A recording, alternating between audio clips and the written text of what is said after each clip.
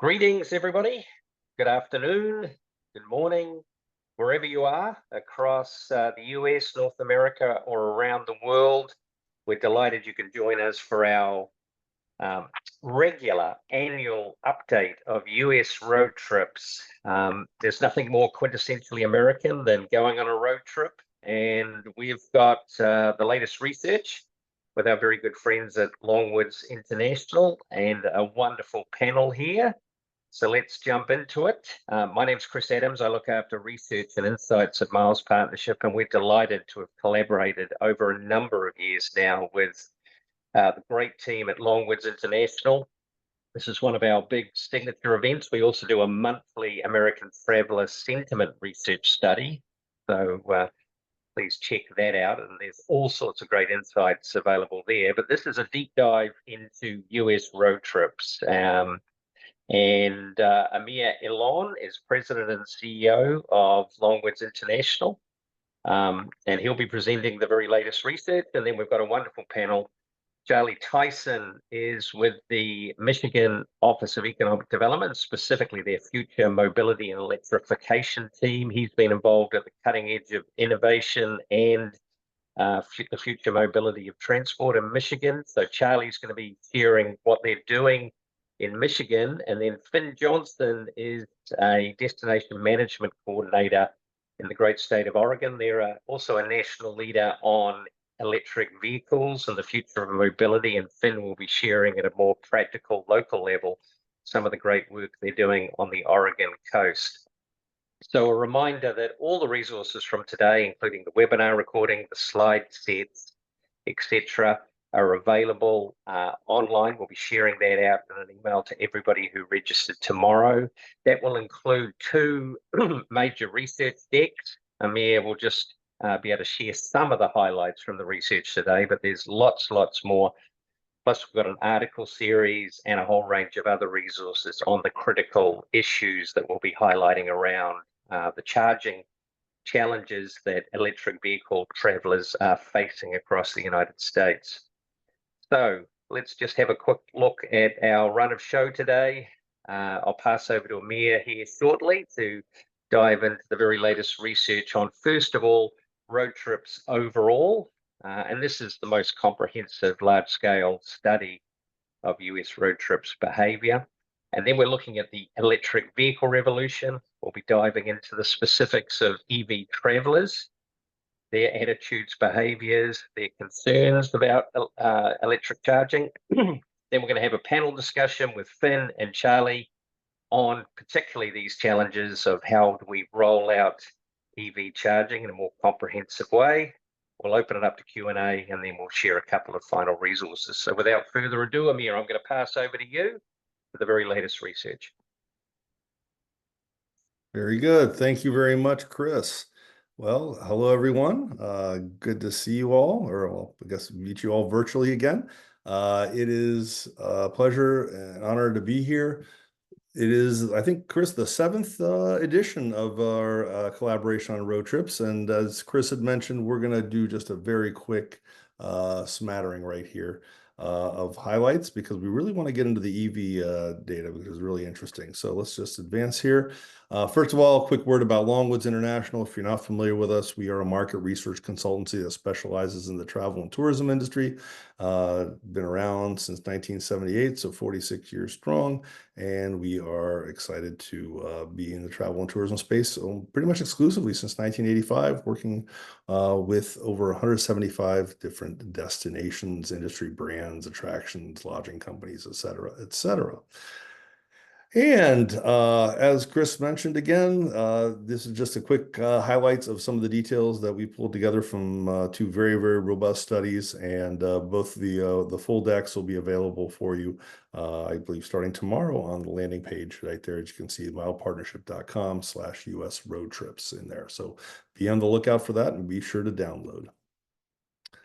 All right, let's talk about road trips first of all. Well, the methodology, the road trips data that I'm about to share with you comes from our ongoing Travel USA study. Travel USA is the longest and largest ongoing study of traveling U.S. households. Every year, we document at least 250,000 trips, representative sample U.S. population, from which we derive a whole bunch of day trip and overnight trip information, psychographics, demographics, trip planning, trip experiences, purposes, spending, as well as satisfaction.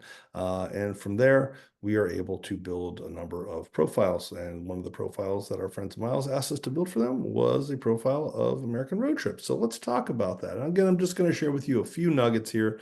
For those of you who've been following on for a few years, you'll be like, oh, wait, they only included this, not that. But the full deck, again, will be included for you in the highlights that they'll release tomorrow. The one thing we saw was really interesting for this year when we look at the regional destination of road trips. And of course, we're talking road trips of being a subset of about 1.2 billion person trips taken across the US in 2023. So when we look at this, how did it regionally break out?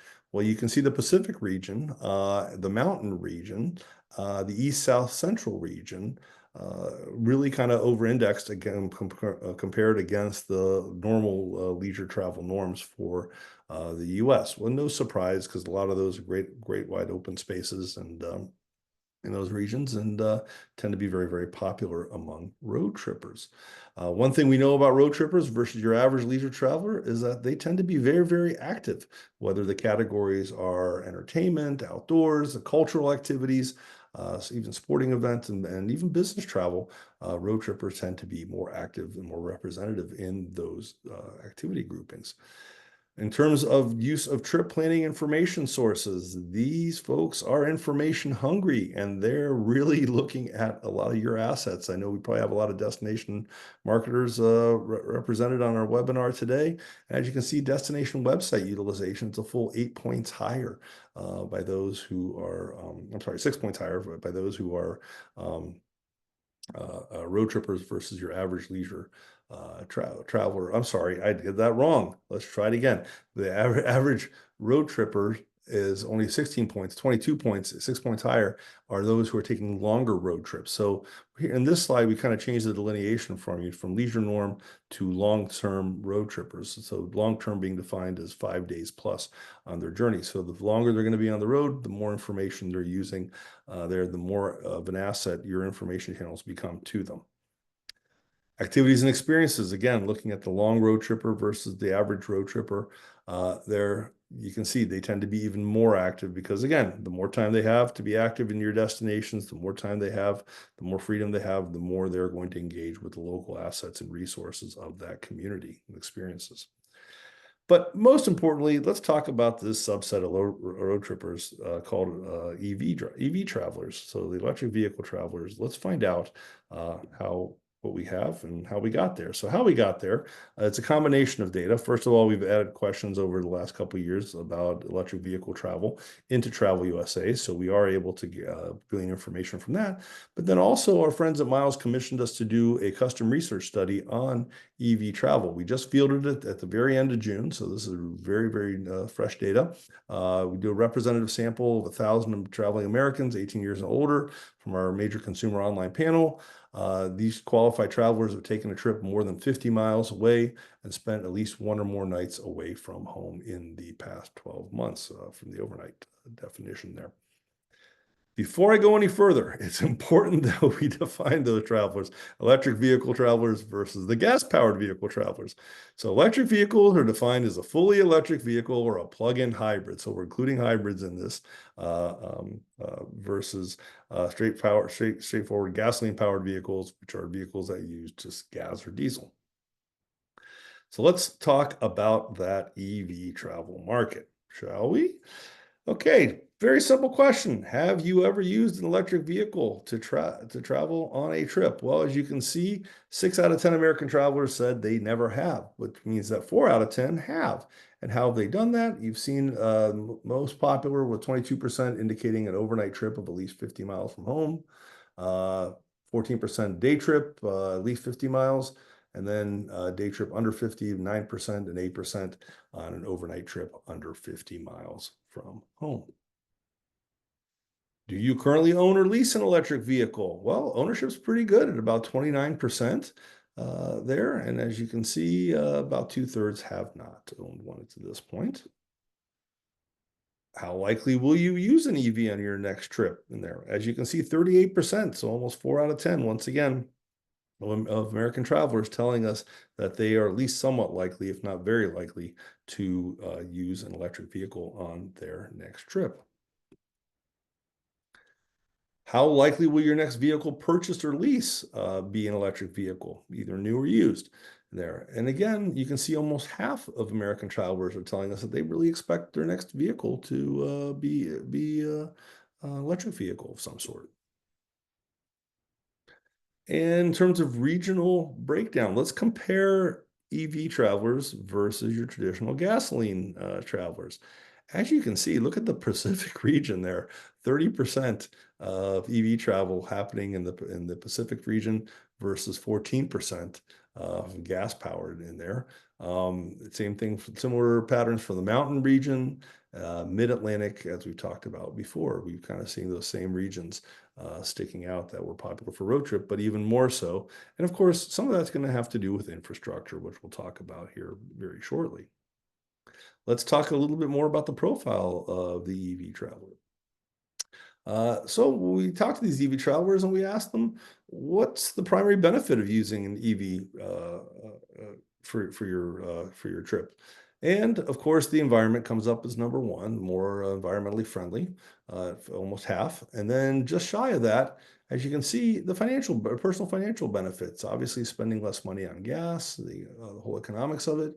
And then everything else is kind of secondary in terms of improved car services compared to gas vehicles, or ease of charging, fulfilling personal interests, superior driving performance there. And of course, there's 11% that really just don't see the benefit quite yet. In terms of how they use trip planning information sources, again, we said road trippers are hungry for information. Well, EV road trippers are even more so hungry, as you can see. Let's look at the basically everything other than word of mouth, which is basically the same for both road trippers, both types of road trippers. The EV road tripper exponentially utilizes the various information sources more so than others. And of course, when you think about it, a lot of that has to do with getting information as to where to find the charging stations along the route, or EV friendly service centers, et cetera, et cetera. Activity groupings in terms of what type of activities they engage in. You can see, once again, this data shows that the EV traveler tends to be more active than your traditional road tripper there. So again, usually by at least a third to half more engagement in certain activities, whether it be outdoors, entertainment, cultural, sporting, or business activities. In terms of accommodation type being used, you can see that when it comes to paid accommodations, they are more likely to go that route than they are, as you can see, staying at their homes with friends and relatives. A lot of that, once again, has to do with infrastructure, as you know, unless their friends or relatives have an electric vehicle of their own, and they're more likely to stay at accommodations that could offer them that type of resource. Let's talk demographics a little bit. So as you can see, if you look on the left side of the screen there, that electric vehicle road trippers tend to skew 3/4 male versus female there. And then when we look at the more traditional gasoline road trippers, it's actually a little more female skew, 55% to 45% there. In terms of the average age, no surprise, the electric hybrid road trippers tend to be a bit younger. Matter of fact, about 8 years younger on average than the traditional more gas road trip traveler.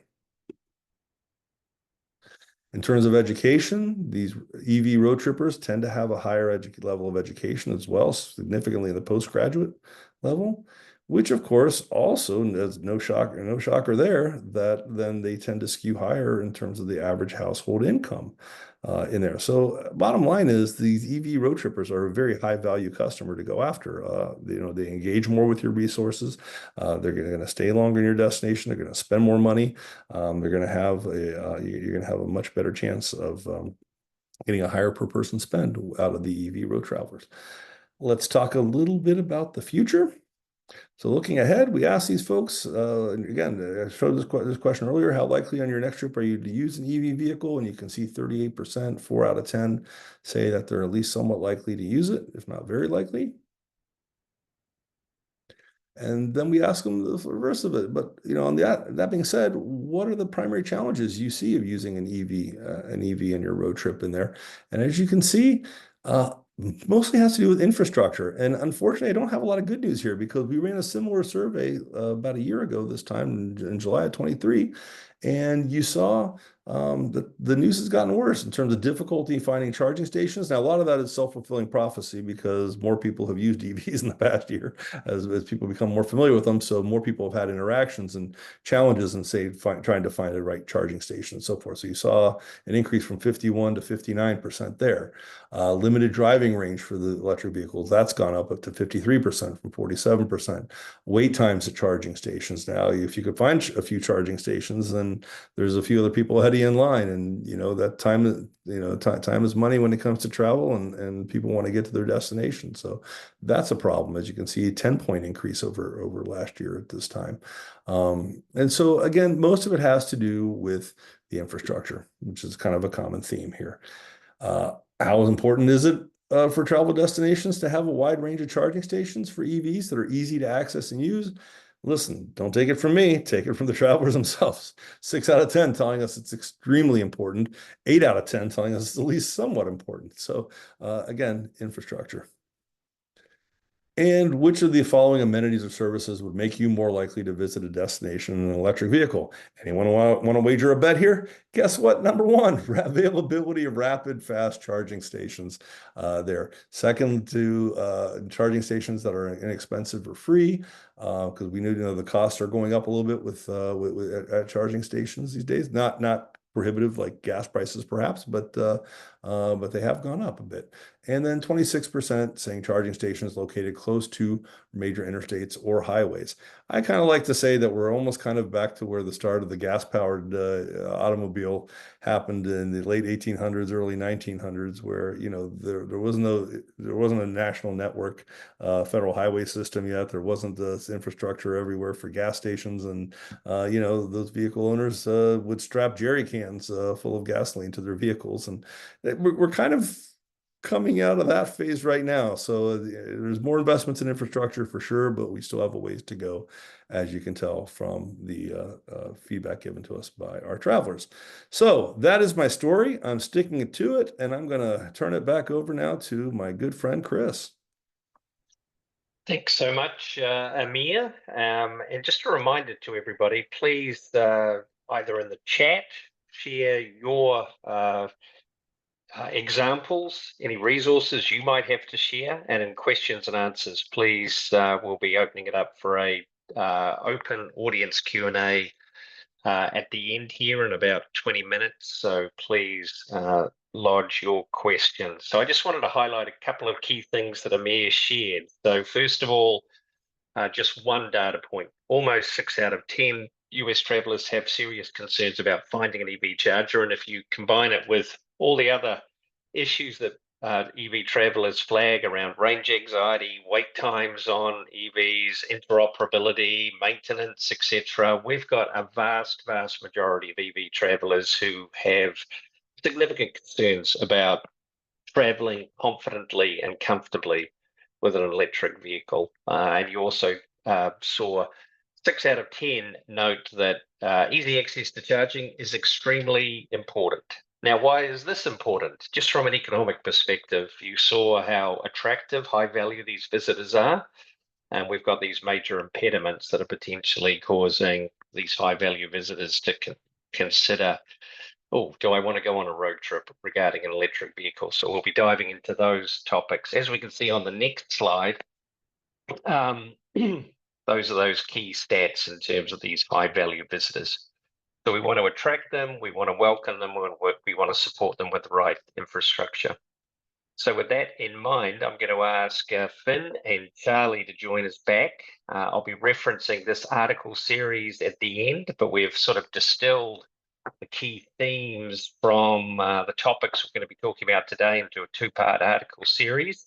But first of all, let's hear it from the experts. So as you heard, Charlie is on the ground at dealing with the future of mobility, and electric vehicle charging is one part of his area of work in Michigan.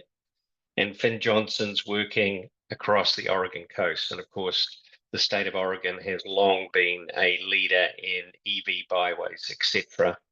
So I'm going to first of all ask Charlie to just introduce the work of his team, what they're doing, what are some examples of some projects and programs they're initiating, and then we'll dive into hearing from Finn and then some specific questions before we open it up to the audience.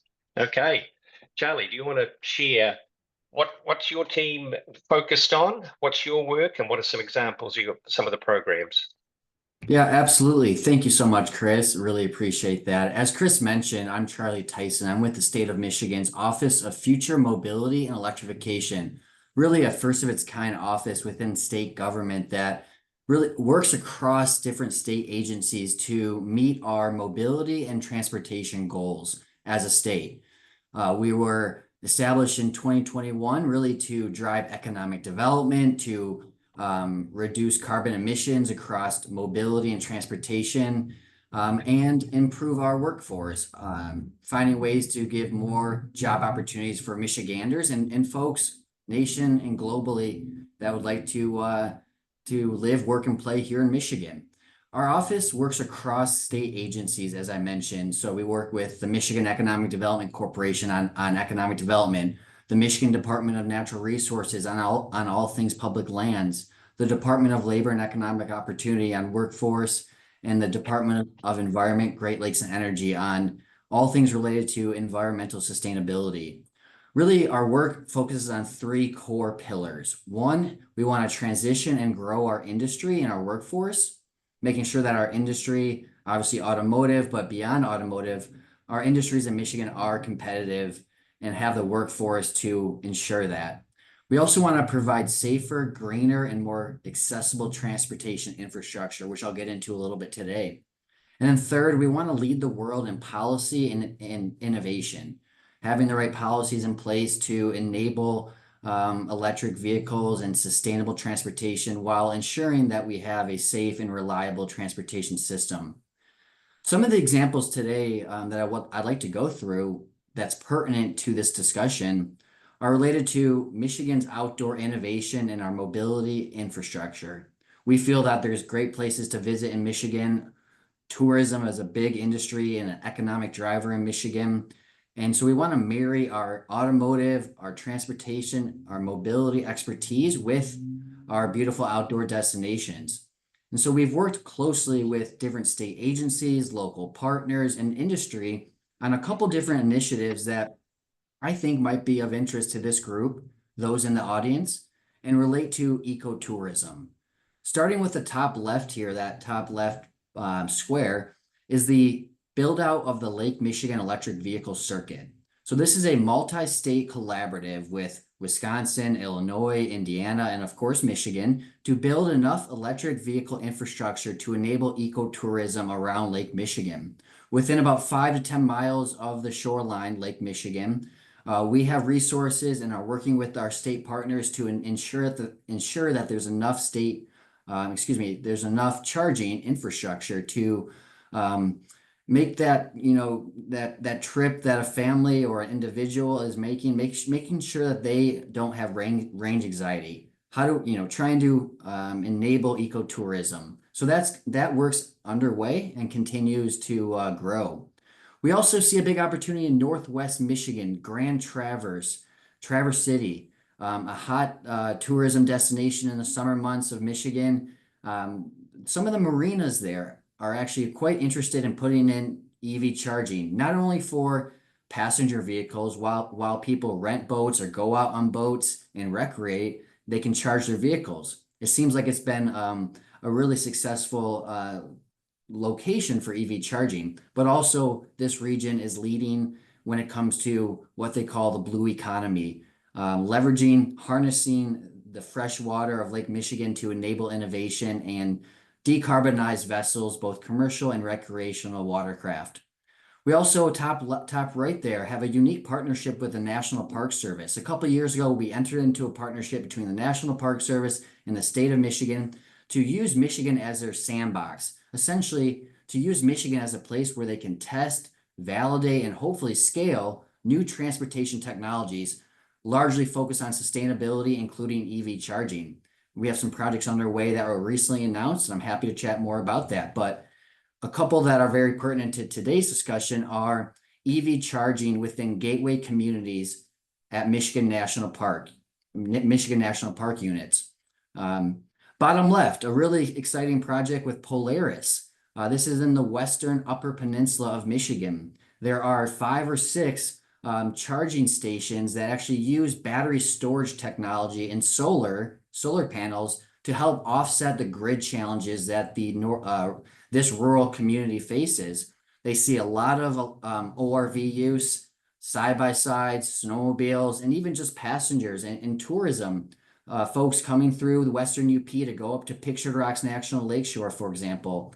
These charging stations not only charge electric off-road vehicles, but also charge passenger vehicles. And they use battery storage and solar systems, which is quite interesting and has been really successful, and it's open to the public. We also are excited to support Michigan-based startups or startups outside of Michigan that want to come to Michigan and they want to thrive. And we want to be there to help them do that. One company called Grounded, they're based in Detroit and they're building electric RVs. Well, they conducted a first of its kind electric RV road trip last fall from Detroit all the way up to Michigan's Upper Peninsula, down to Sleeping Bear Dunes, and they collected a lot of learnings. They were able to make it. They charged along the way at different charging stations, but it wasn't ideal. And so we are working to make that experience, not just for the company, but for tourism and any individuals traveling throughout Michigan. We're trying to reduce the challenges as it relates to finding charging infrastructure that's reliable. And then bottom right here, another Michigan company is building what we like to say the campsite of the future. So this company is building an off-grid charging hub that could be placed at various different campsites, including KOAs, private campgrounds, etc. But the big thing here is being able to use battery storage, solar panels, still hooking up to the grid, but requiring a lot less energy pulled from the grid. So these are just some examples. Happy to talk more about it, but we are steadfast here in Michigan, working with partners in the state and out of the state to enable ecotourism. And I'm happy to talk more about that. So thank you so much. Back to you, Chris. Thanks so much, Charlie. Yeah, some fascinating examples there. And I think some examples that other states can take note of. And I do know a few other states are collaborating, for example, with their state park systems. So we can dive into those examples in a moment. So Finn, do you want to describe the work that your organization's doing on the Oregon coast? Yeah. Thank you so much for the invite to join this panel. My name is Finn Johnson. I work with the Oregon Coast Visitors Association out on the Oregon coast. I do apologize. Today is the day that the local arborist decided to show up right outside my window, so I'm hoping that Zoom can help with that. But if you hear any background noise, I apologize. That said, I think we can launch right in to the next slide. I'm excited to share just a little bit of a maybe more regional and local perspective. Super interesting to hear what's happening in Charlie's neck of the woods.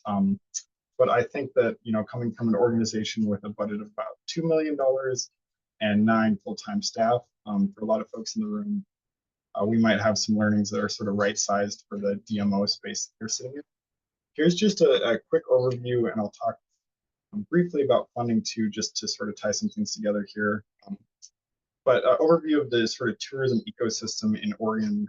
We work on that regional level that I mentioned, where the Oregon Coast Visitors Association, the board for the entire Oregon Coast, which has a couple attributes that I think make it a particularly interesting and maybe challenging place to think about electric vehicle mobility. But we work from Astoria down to Brookings. Highway 101 is the main corridor.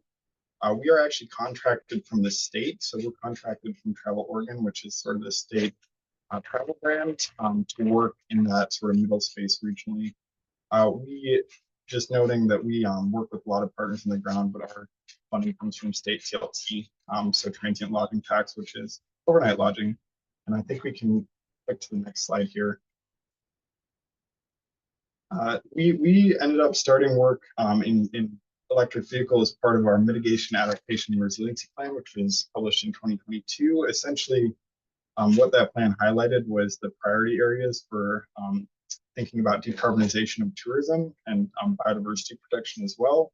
Transportation, particularly for the Oregon Coast, which is a destination that you really visit via car. You know, there's a select few folks who might take one of the busing options out of the coast that are few and far between, but most people are arriving via car. So transportation is really our big sort of white whale when it comes to decarbonization and thinking about sustainable tourism.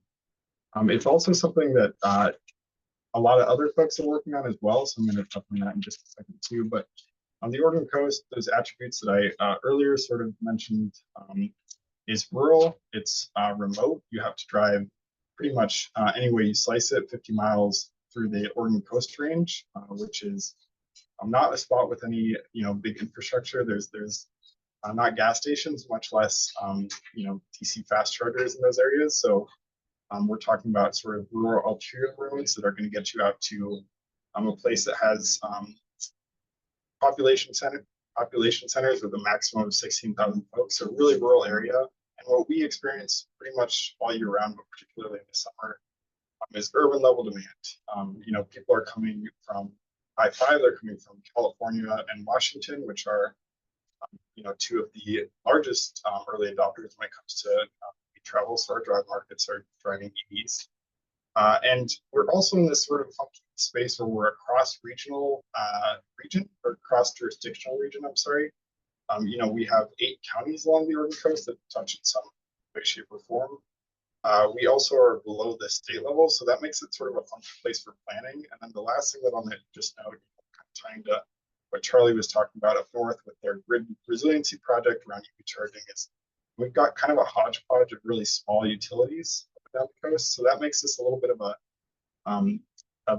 a gap, a vacuum when it comes to thinking about electric vehicles. So that's really where we're trying to step in. And I would just note that we've sort of started to do that in 3 ways generally, but really 2 ways, sort of just understanding our sphere of influence, which I'm got on the screen here. We are marketing. That's developing. We're developing our marketing in accordance with how much infrastructure we have. We don't really want to bait and switch folks. So once we feel confident about EV infrastructure in certain places, then we start to market.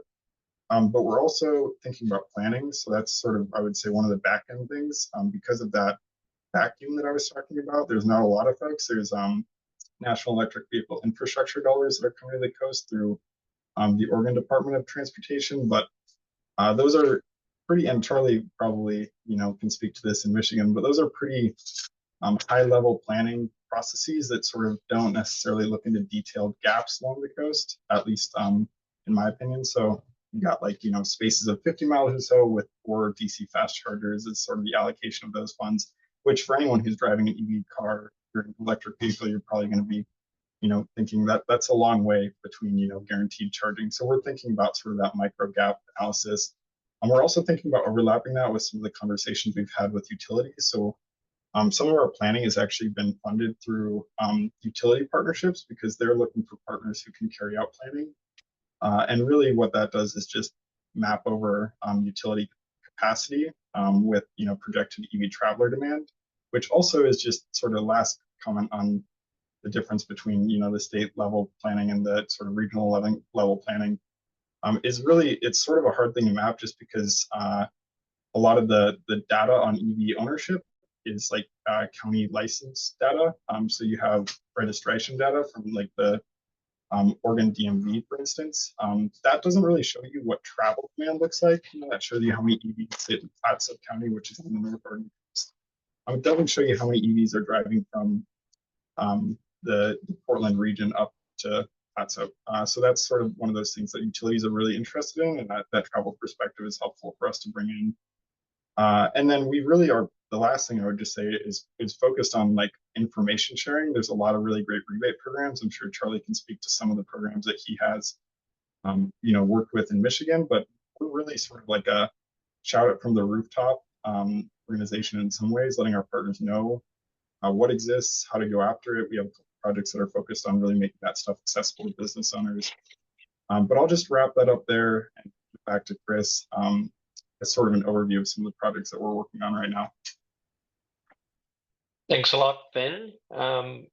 So why don't we address some of the practical issues, concerns, and questions that when I'm chatting with destinations and tourism businesses come up about electric vehicles and EV charging in particular.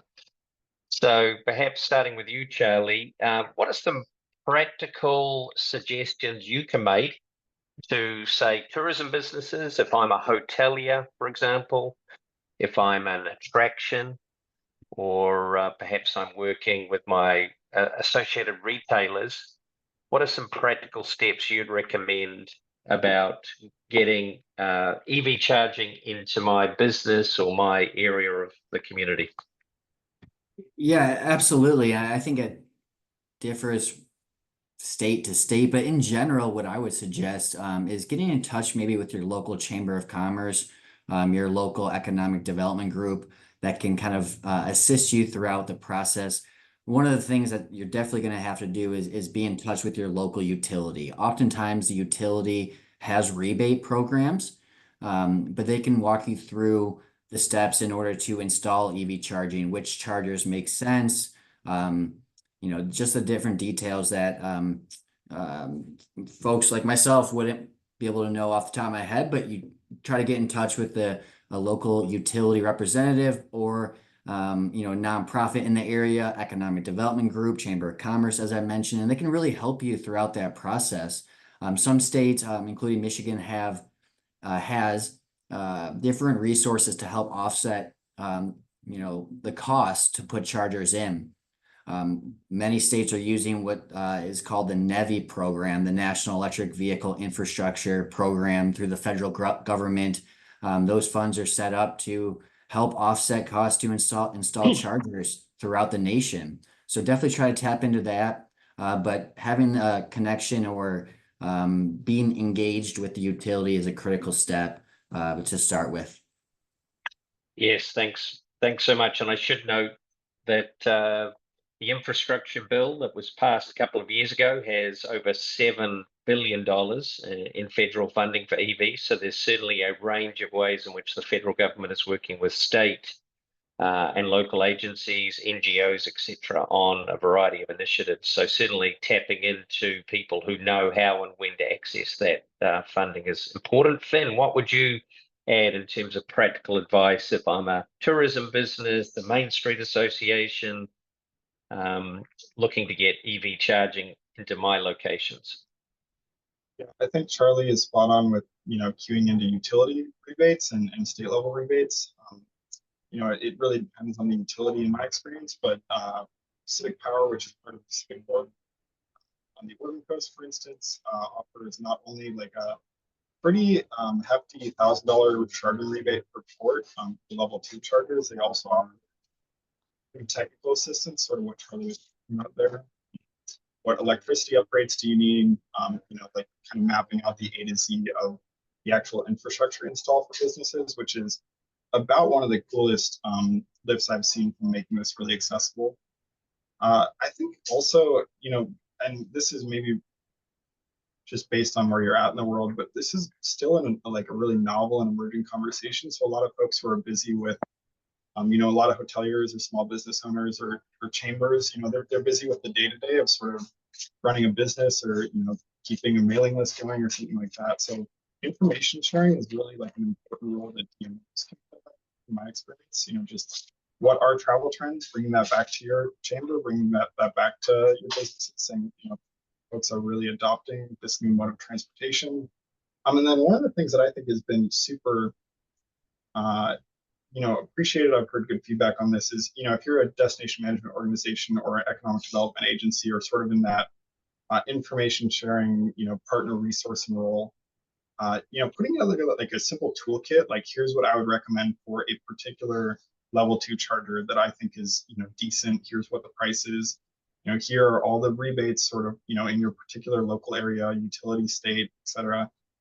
That's like that really, once you spend maybe half an hour doing that, like you can start to get something pretty basic together, and it takes more time to make sure that it's high quality. But if you're in the space, thinking about it, you can do that pretty quickly for any particular local area, and that's huge for folks because most people don't have the time for that research. Yeah, it's a great suggestion. And so in the 2-part article series we'll be sharing out afterwards, I've got sort of 6 practical steps, which include many of the suggestions you've just heard from Charlie and Finn today, but that additional idea of adding a toolkit, customizing that to your local area in conjunction with your utility company, economic development officers, or if you're lucky enough to have experts like Charlie or Finn at hand, developing that resource set to empower people. So Charlie, do you want to talk just briefly about level 1, level 2, level 3 charging? A lot of people find the different charging types of stations a little bit confusing. What's some of the issues you need to think through in getting the right charger for your location and the right mix of charging in location? Yeah, I can definitely do my best. I might have to defer to Finn or Amir on some of the technical aspects. It's going to sound silly, but obviously level 1 is the slowest charging, level 2 is second slowest, but then the fast charger, DC fast charger, is the fastest charging, most expensive. I just saw something there that could be around $100,000 to $150,000. I could be wrong, but they charge the DC fast chargers are charging vehicles from about 20% battery to 80% in about 15 minutes ish. Essentially what I think is important is like the type of EV driver that's going to be visiting your site. For example, is it a golf course? Well, they might go that level 2, a handful of level 2s might work. Someone can charge their vehicle while they go play around a golf for 2 to 4 hours. A state park, for example, we do have some level 2 chargers at Michigan state parks. And those will suffice because people, usually spend a couple hours at the beach. Hotels, overnight charging, a level 2 charger would likely suffice.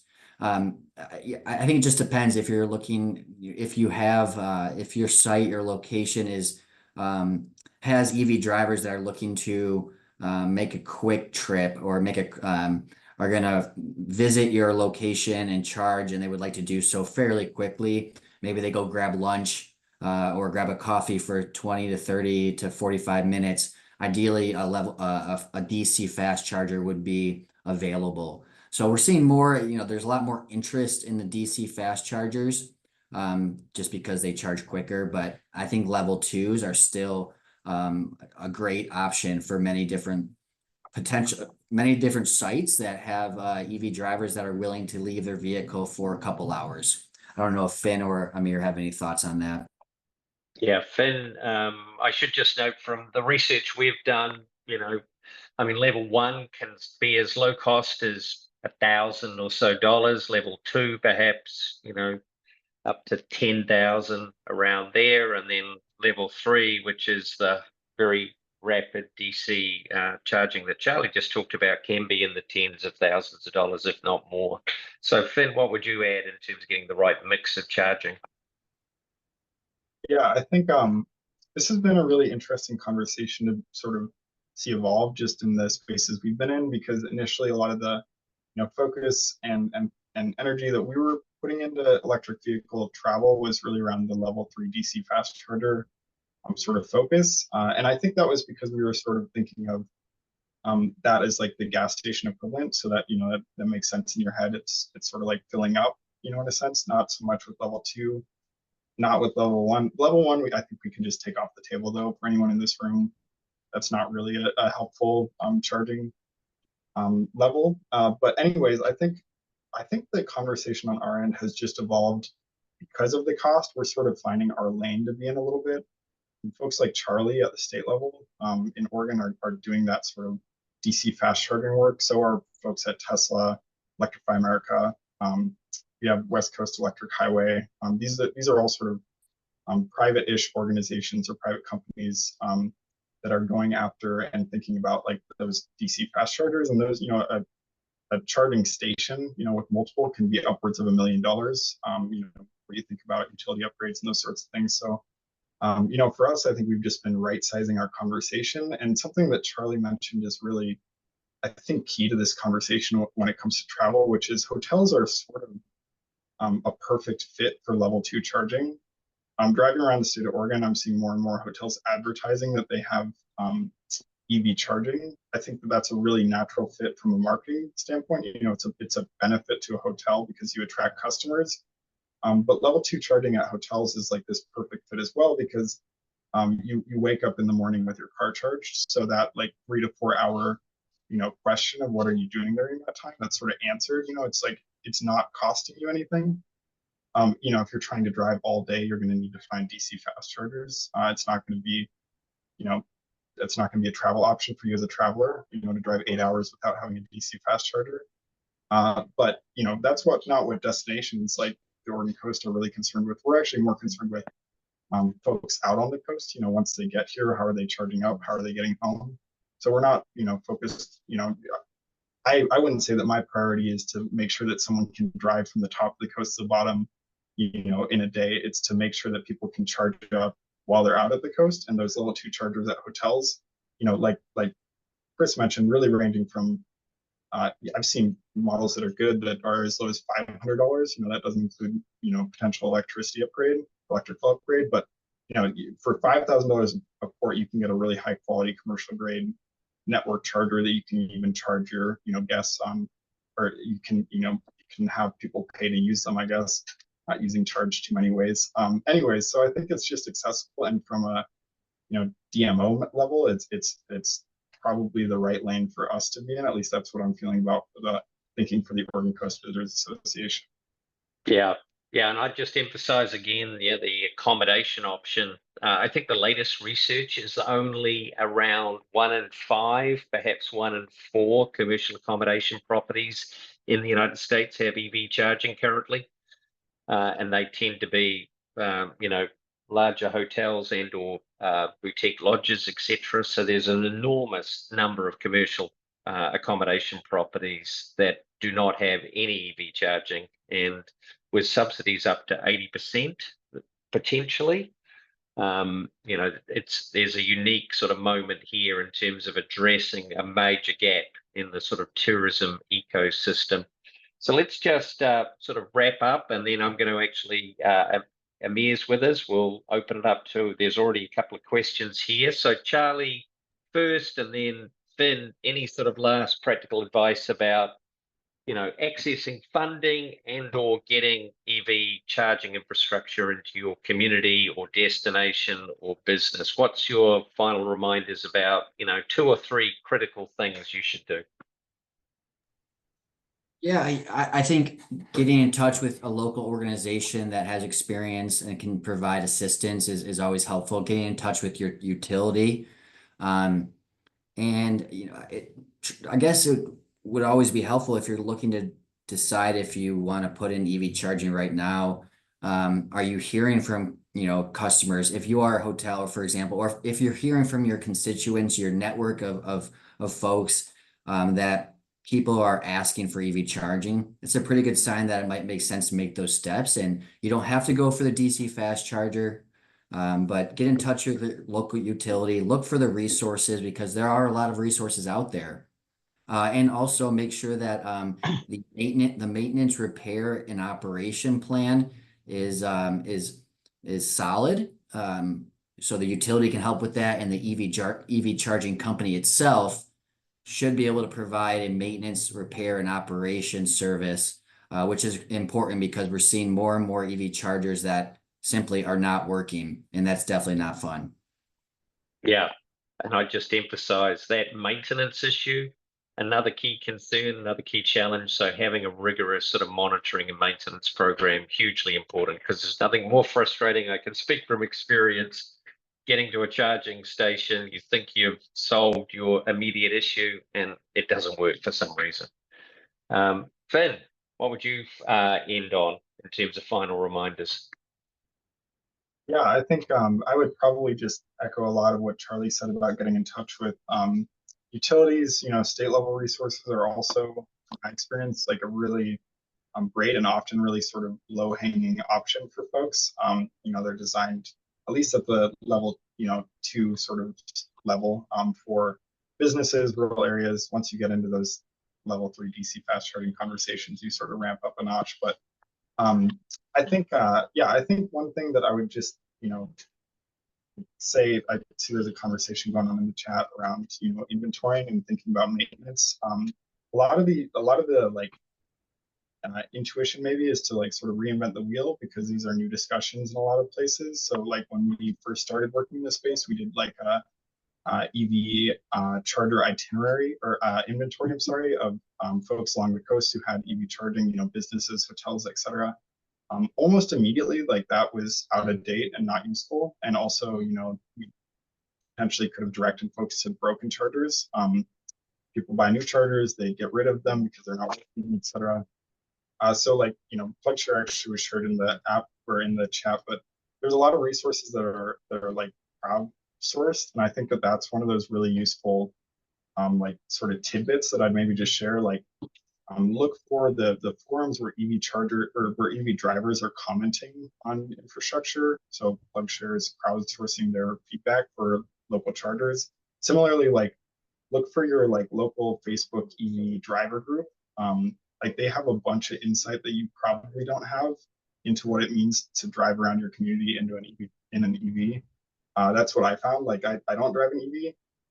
At some point, I'll have an EV, but right now I don't. So talking to folks who are driving EVs and just like being in a Facebook group of EV drivers is super helpful for understanding the, like on the ground context. So that would be like my last little tidbit is, you know, try to make sure that you're getting your information from the folks who are actually driving around, and there's a lot of resources available for that. Very good. Thanks so much. Let's just dive into a few questions we've got here, and any final Q&A, just please put it in the Q&A chat. So Katharina's asking Amir about do we have research information on the source markets of electric vehicles in the research that you shared? Not in this study, because this was really more of a regional. It was only 1,000 national sample, so representative U.S. sample, enough for high validity. I'm talking about national trends. We didn't. We would have had to do about a 3,000 to 4,000 sample really to get high level of validity on origin source markets. And for this level study for phase 1, we weren't ready for that yet, but Yeah. be down the road. Yeah, that's definitely a next step. We do have really rich information about, you know, the destinations for EVs, and I've just put in the chat EV registration numbers by state. And I will say this, not a sales pitch, but any of our clients that I know we have many of our clients on here, any of our clients that do have Travel USA subscriptions with our visitor research, since EV is a variable, you can in your crosstabs function pull up origin source markets and see for your individual market where they're coming from. Very good. Yeah, and just a reminder, I put in a surrogate sort of set of data that's EV registrations by state. Not surprisingly, California dominates, and actually I see we've got Jonathan Chungus on. He's just joined as head of public affairs at Visit California, and we were chatting about that's why we see such strong numbers in terms of EV travel in the Pacific on the West Coast, because markets like California, Oregon, Washington State have very high EV ownership, and you can see some of the others in there. And I would just flag, we've got a question here from George about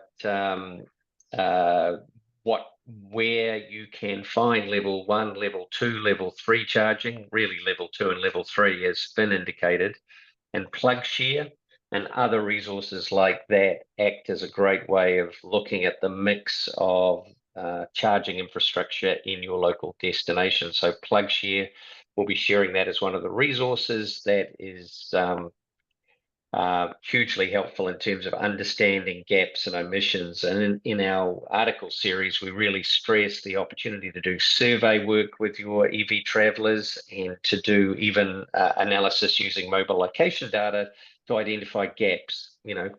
Where are travelers going to and from, and where may there be gaps in terms of the charging infrastructure relative to those visitor flows. A lot of work's been done around residents, not such a lot of work around visitor flows. Okay, so we're just about at time, so I'm going to move on to the final resources. But before I do, let me just thank Finn, Charlie, and Amir for joining us today. We greatly appreciate the time and effort, expertise you shared with us. They'll all be available if you want to reach out to them individually. As I've mentioned, we've got a 2-part article series that distills many of the lessons, the insights, and the recommendations from today's discussion, including a sort of 6-step guide to getting charging infrastructure into your location. And really, we've also called for sort of a national coordinated approach from travel and tourism. Arguably, travel and tourism is central not just to solving this travel issue, but it's also the crisis of confidence around charging is impacting the adoption of electric vehicles overall. This is a huge transition we've got to accelerate, and arguably tourism needs to be front and center at ensuring that it's as smooth and rapid as possible. And so please tap into that resource. Also, of course, the slide deck, those full research summaries, as we indicated, will be available on the US Road Trip site, plus a range of resources that Finn and Charlie have shared. And I noticed, Charlie, you in fact shared an example of an EV community toolkit in the chat. So we'll be sharing that out as well. And then I just want to highlight a couple of upcoming mobility and electric vehicle focused events. So these are 2 separate events, but run by 2 leading organizations. Of course, our wonderful colleagues at US Travel, our Travel Industry Association, have for a number of years run the Future of Travel Mobility event. So this is looking at seamless, safe, convenient and sustainable transportation in all its forms, and it brings together really uniquely the travel industry, business leaders, elected officials, and that's being run by US Travel on November the 20th, and you can see the link there. And then Forth, we've connected with Forth. They're a leading not-for-profit that's engaged in electric transportation, and they run probably the premier electric transportation conference in the United States. It's actually in Detroit, Michigan. Charlie indicated he might be popping over. They've got a range of events, speakers on everything to do with electrification, and many of them pertinent to the discussion today about rolling out EV charging infrastructure. So 2 events very much focused on these key issues we've discussed today. So without further ado, I want to thank again Finn, Charlie, and Amir. Most importantly, I want to thank you for joining us today. We look forward to connecting with you at a future industry event, and have a great rest of your day. Goodbye.